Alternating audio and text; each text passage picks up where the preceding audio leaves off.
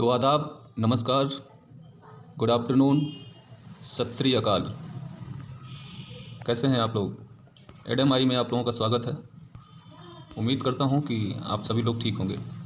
आज का वीडियो बनाने का मेरा उद्देश्य ये है कि मैं आप लोगों को बताना चाहता हूं कि क्वासीमोडो चीटिंग क्या होती है। तो स्पेशली मैं ये वीडियो आज सिर्फ इसीलिए बना रहा हूं ताकि मैं आप लोगों को बता सकूं कि क्वासीमोडो चीटिंग होती क्या है। तो वीडियो शुरू करने से पहले मैं ये आप लोगों को बताना चाहूँगा कि क्वासीमोडो चीटिंग जो होता है ये बिग प्लेयर का एक गेम होता है। ये जो मैक्सिमम जो चीटिंग होती है ये सपोर्ट और रेजिस्टेंस के आसपास होती है। तो इसको पहले जानना ज़रूरी है, क्योंकि अगर आप इसको जान जाएंगे तो आप भी इस तरह की चीटिंग से सेव कर सकते हैं, अपने कैपिटल को बचा सकते हैं। तो वीडियो को थोड़ा ध्यान से देखिएगा, पूरी वीडियो देखिएगा, तभी जाके आपको समझ में आएगा कि एक्चुअली होता क्या है मार्केट में। और ये इस तरह का जो पैटर्न होता है ये सपोर्ट और रेजिस्टेंस पे आपको ज़्यादातर बनते हुए दिखाई देता है।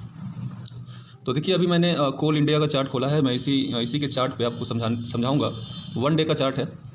तो मैं अभी इस पर एक हॉरिजॉन्टल लाइन लेता हूँ, जिससे मैं सपोर्ट और रेजिस्टेंस पे इसको डाल के क्लियर कर सकूँ। तो देखिए, ये एक लाइन है सपोर्ट की और ये एक लाइन है रेजिस्टेंस की। अब देखिए यहाँ पे क्या गेम हुआ है, इसको समझने की कोशिश करिए। ये जो एरिया है, ठीक है।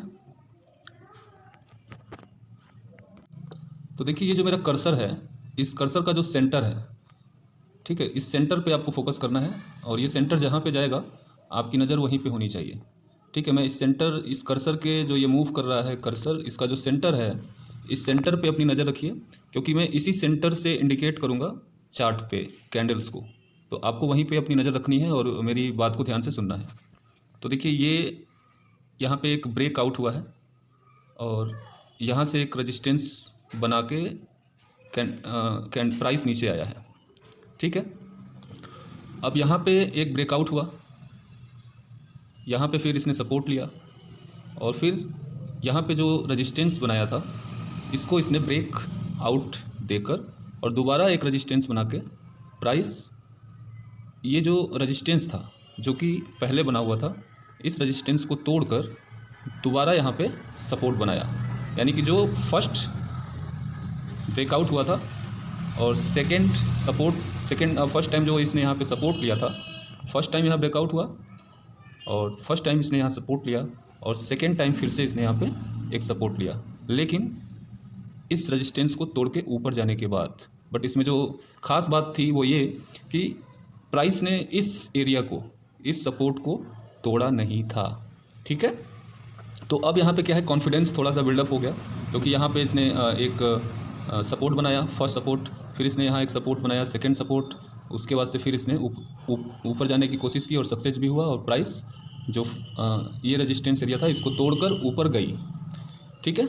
अब देखिए यहाँ पे क्या हुआ, जब ये यहाँ से ऊपर गई तो यहाँ पे जो फर्स्ट टाइम रेजिस्टेंस बना था, यहाँ पे जो भी ब्रेकआउट ट्रेडर्स थे, जो ब्रेकआउट पे ट्रेडिंग करते हैं, सपोर्ट और रेजिस्टेंस पे ट्रेडिंग करते हैं, उन्होंने क्या किया होगा कि यहाँ पे एक जब ब्रेकआउट सक्सेसफुल हुआ होगा तो यहाँ पे उन्होंने एक ट्रेड लिया होगा, ठीक है।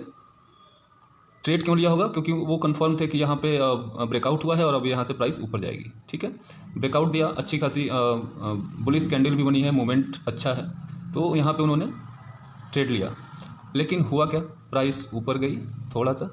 कितने का मूवमेंट आया? 258 से 270 तक। ये डेली कैंडल है, ठीक है। अगर आप इसको इस तरह के पैटर्न को अगर आप 15 मिनट और 1 मिनट या 5 मिनट के चार्ट पे देखेंगे तो इतना प्राइस मूवमेंट नहीं दिखेगा, ठीक है। मैं सिर्फ आपको चार्ट पे समझा रहा हूँ, क्योंकि इस तरह का पैटर्न बनता रहता है। इस पैटर्न को समझने की ज़रूरत है। ये कोई ज़रूरी नहीं है कि आप डेली चार्ट पे ही देखेंगे। आप इसको आप अपने जिस भी टाइम फ्रेम में यूज करते हैं चार्ट को, वहाँ पर आप इस तरह का पैटर्न बनते हुए अगर देखते हैं तो आप वहाँ पर थोड़ा सा सतर्क रहिए। यहाँ पर क्या हुआ ये समझिए। तो यहाँ से इसने ब्रेकआउट दिया और प्राइस ऊपर गया। अब यहाँ पे ब्रेकआउट ट्रेडर्स ने यहाँ पे ट्रेड लिया होगा, जाहिर सी बात है। यहाँ नीचे कर्सर के सेंटर पे देखिए, यहाँ नीचे उन्होंने स्टॉप लॉस लगाया होगा, ठीक है। बट हुआ क्या, प्राइस ऊपर गई। यहाँ पे जो बाइंग किए होंगे वो ऊपर जाने के बजाय नीचे चले आए, यहाँ पे स्टॉप लॉस हिट हो गया, ठीक है। स्टॉप लॉस हिट हुआ। अब यहाँ पे आए, ठीक है, प्राइस यहाँ पे आई, बट यहाँ पे क्या हुआ, फिर से अगेन ये सपोर्ट भी ब्रेक हो गया, ठीक है, ये सपोर्ट भी ब्रेक हुआ और यहाँ पे जो कॉन्फिडेंस यहाँ से डेवलप हुआ था, ठीक है, ये एरिया जो है कि हमारा सपोर्ट है और यहाँ पे हो सकता है प्राइस सपोर्ट लेगी, यहाँ पे भी सपोर्ट लेने का था, क्योंकि यहाँ पे देखिए एक डाउन ट्रेंड, ये बेरिश कैंडल थी और फिर यहाँ से अप ट्रेंड आया है, ठीक है, बट जो ये अप ट्रेंड कंटिन्यू नहीं हुआ है, प्राइस यहाँ से फिर रिवर्स नीचे आ गई है। तो यहाँ पे जो सपोर्ट पे जो ट्रेडिंग करते हैं, जो सपोर्ट एरिया पे ट्रेडिंग करते हैं, उन्होंने यहाँ जाहिर सी बात है ट्रेड लिया होगा, ठीक है ना, लेकिन हुआ क्या, ट्रेड लेने के बाद उन्होंने नीचे स्टॉप लॉस लगाया होगा, लेकिन हुआ क्या, यहाँ से जब उन्होंने ट्रेड लिया प्राइस फिर से नीचे आ गई और यहाँ पे स्टॉप लॉस हिट हो गया, ठीक है। तो ये उसके बाद से जब यहाँ पे प्राइस आई तो फिर यहाँ पे भी क्या हुआ, प्राइस ने रिजेक्शन दिया, इसको ब्रेक डाउन दिया, लेकिन फिर यहाँ से मूवमेंट आया ऊपर की तरफ और फिर यहाँ से प्राइस नीचे की तरफ चली गई। अब देखिए यहाँ पे क्या होता है, अब देखिए यहाँ से क्या हुआ, अब इसको हम थोड़ा सा छोटे टाइम फ्रेम में लेके चलते हैं ज़्यादा अच्छे तरीके से समझने के लिए। 22/4/2019, 22/4/2019, इसको छोटे टाइम फ्रेम पे एक बार हम लोग स्टडी करते हैं कि एक्चुअल में क्या हुआ, इस तरह के पैटर्न पे क्या होता है। तो हम देखते हैं चार्ट पे,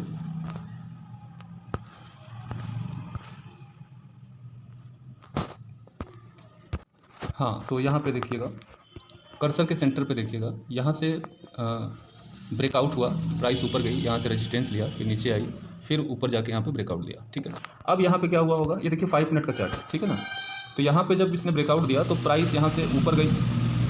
अब यहाँ पे रेजिस्टेंस की ब्रेकआउट पे जो लोग ट्रेड करते हैं उन्होंने यहाँ पे ट्रेड लिया होगा, ठीक है, ट्रेड लिया होगा ये सोच के कि भाई प्राइस ऊपर जाएगी, थोड़ा सा मूवमेंट आएगा, हो सकता है कि प्राइस यहाँ तक जाए, 143 रुपीज़ तक के आसपास जाए मूवमेंट से, बट हुआ क्या, यहाँ पे ब्रेकआउट हुआ, जिसको आप कह सकते हैं फेक ब्रेकआउट ही कह सकते हैं इसको।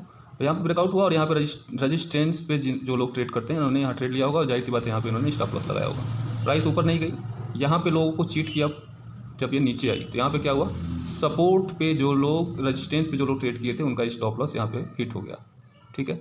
यहाँ पे सपोर्ट पे जिन लोगों ने ट्रेड लिया था उनका स्टॉप लॉस हिट हो गया, ठीक है। फिर जब हिट हुआ तो थोड़ा सा बाइंग प्रेशर आया और प्राइस नीचे आ गई, सीधे नीचे, ठीक है। लेकिन अब कभी कभी कुछ केस में क्या होता है कि ये प्राइस जब नीचे आती है तो यहाँ पे नीचे जब आया तो यहाँ पे जो सपोर्ट पे ट्रेड करते हैं, जो लोग सपोर्ट पे ट्रेड करते हैं वो यहाँ पे फिर एक ट्रेड लेंगे, ठीक है, कि भाई अब नीचे जाएगा प्राइस, ठीक है, यहाँ से ट्रेड लो, तो वो उन लोगों ने यहाँ से ट्रेड लिया होगा, सेल किया होगा और जाहिर सी बात है ऊपर ये स्टॉप लॉस लगाया होगा, ठीक है। अब क्या हुआ, प्राइस थोड़ा सा नीचे गई, थोड़ा सा नीचे गई, देख लीजिए कितने का मूवमेंट है, 138 से 131, 1 रुपया नीचे गई और उसके बाद से दोबारा फिर ऊपर आ गई। यहाँ देखिए, मतलब अब नीचे जो सपोर्ट पे जो लोग ट्रेड करते हैं उनका भी स्टॉप लॉस हिट हुआ और प्राइस ऊपर आ गई।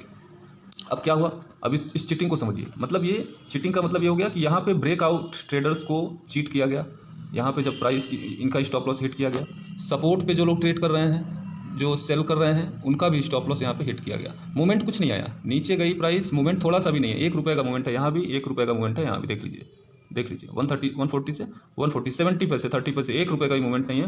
प्राइस इस 5 मिनट के कैंडल्स पे चार्ट पे आपका सिर्फ ये ब्रेकआउट जो हुआ है 1 रुपये का मूवमेंट दिया और फिर स्टॉप लॉस हिट किया, फिर नीचे सपोर्ट को भी ब्रेक किया, 1 रुपये का मूवमेंट दिया और फिर ऊपर चली गई। यहाँ भी चीट हुआ, जो रेजिस्टेंस पे ट्रेड करते हैं यहाँ चीट हुए और जो सपोर्ट पे ट्रेड करते हैं वो यहाँ पे चीट हुए। उन दोनों लोगों का स्टॉप लॉस हिट हुआ। जीता कौन? बिग प्लेयर, मतलब जो छोटे प्लेयर हैं ना तो यहाँ जीत पाए ना तो यहाँ जीत पाए, और जीता कौन? जो बड़े प्लेयर हैं। तो आप लोग कभी भी सपोर्ट और रेजिस्टेंस पे ट्रेड करें तो ये ध्यान रखें कि प्राइस का एक्शन किस प्रकार से यहाँ पे बिहेव कर रहा है। जब तक आपको इस प्राइस के एक्शन के बिहेवियर को समझ नहीं पाएंगे, ये ब्रेकआउट पे ट्रेड करना, रेजिस्टेंस पे और सपोर्ट के ब्रेकआउट पे ट्रेड करना थोड़ा सा नहीं, पूरा रिस्की है। यहाँ पे प्रॉफिट आप नहीं बना पाएंगे। अगर आप यहाँ ट्रेड लेते हो तो क्या करोगे? 1:2 का रेशियो रखोगे, कहाँ आपको रेशियो मिल रहा है? देखिए इतना शानदार बेरिश कैंडल बनी है, बट यहाँ से प्राइस ऊपर आ गई। ठीक है, तो ये मेरा आज का छोटा सा वीडियो था। अगर आपको ये वीडियो अच्छा लगा हो तो नीचे कमेंट करें, बताएं और इस चैनल को सब्सक्राइब करें, ताकि मैं ऐसे ही छोटी छोटी और अच्छी जानकारियाँ आपके पास तक ला सकूँ, आपको समझा सकूँ, जिससे आपको ट्रेडिंग के दौरान फ़ायदा हो सके। जय हिंद, जय भारत।